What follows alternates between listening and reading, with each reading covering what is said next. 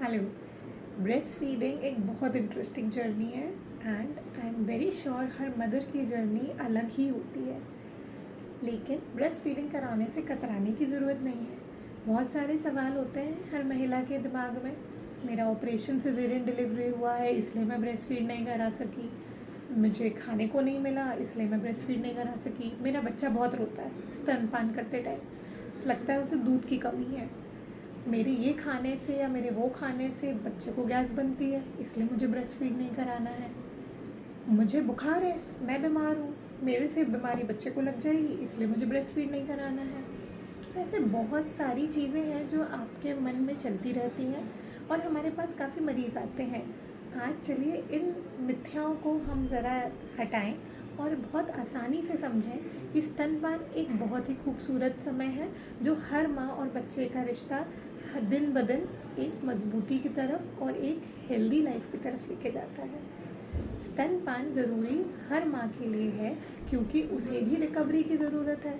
Delivery के बाद जितनी रिकवरी मदर की अच्छी होएगी उतना ही अच्छा उसका स्तनपान आएगा, उतना ही अच्छा बच्चे का ग्रोथ होएगा। डिलीवरी के तुरंत बाद छाती से बच्चे को लगाना ज़्यादा ज़रूरी है। सवाल ये नहीं उठता कि कितना दूध आ रहा है या नहीं, सवाल ये उठता है कि जब बच्चा माँ के स्तन से लगता है तब जो ज़रूरी सिग्नल जो आपके ब्रेन में जाता है कि अब दूध बनाना शुरू करना है, वो सिग्नल बहुत ज़रूरी है किसी भी स्तनपान को शुरुआती दौर पे इनिशिएट करने के लिए। आपको ये समझना पड़ेगा कि जो स्तन से गाढ़ा दूध, पीला रंग का दूध शुरुआती कुछ घंटों में निकलता है डिलीवरी के बाद, उसका इतना ज़्यादा इम्पोर्टेंस है किसी भी नवजात शिशु की ज़िंदगी में कि वो उसे मरने से बचा सकता है। तो उस स्तनपान को फेंकिए नहीं, उसे दबा के हटाइए नहीं ये सोच के कि ये गंदा है। ये बच्चे के लिए सबसे ज़्यादा ज़रूरी है और एक तरीके से ये अमृत है जो आप बच्चे को दे सकते हैं।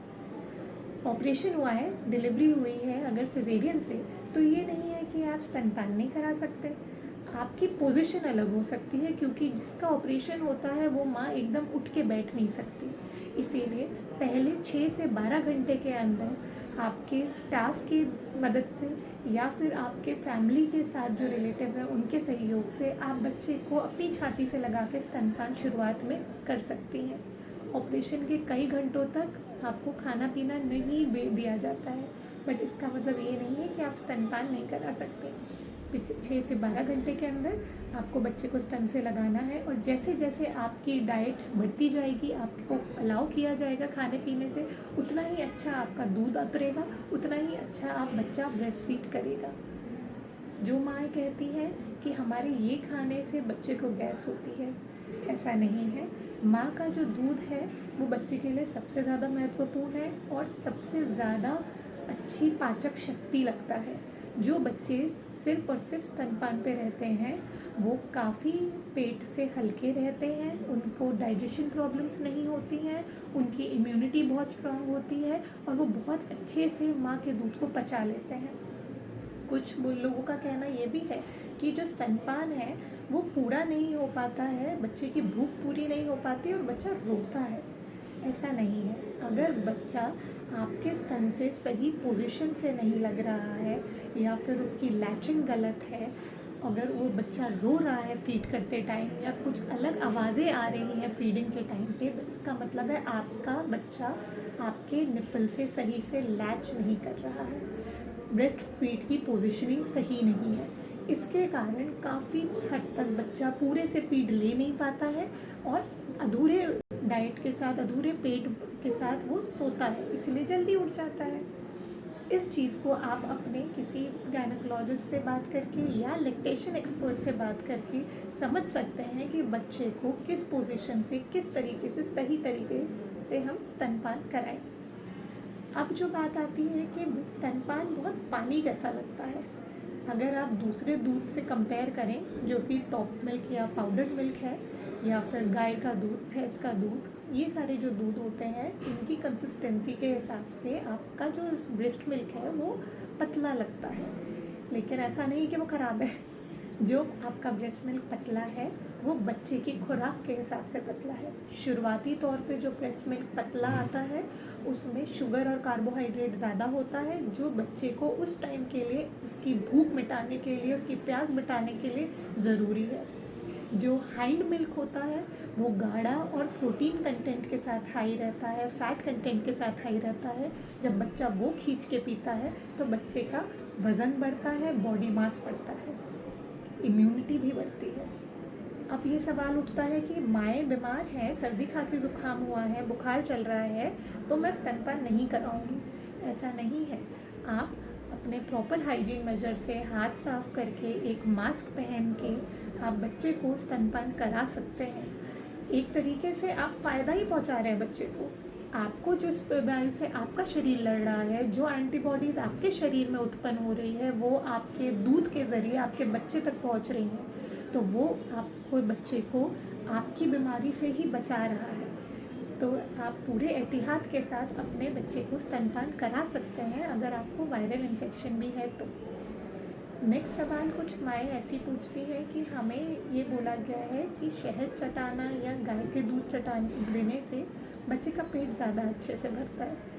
ऐसा नहीं है। जो भी पुराने रिचुअल्स थे, इस चीज़ का आज के तौर पे अगर हम साइंटिफिक एविडेंस पे बात करें तो हनी जो होता है उसमें कुछ तरीके के बैक्टीरियाज होते हैं जो बच्चे की आंतों को ख़राब कर सकते हैं, और एक तरीके से बच्चे को शहद चटाना जो एक बहुत कॉमन तरीका है आजकल भारत में दिया जाता है, वो बच्चे की जान भी ले सकता है।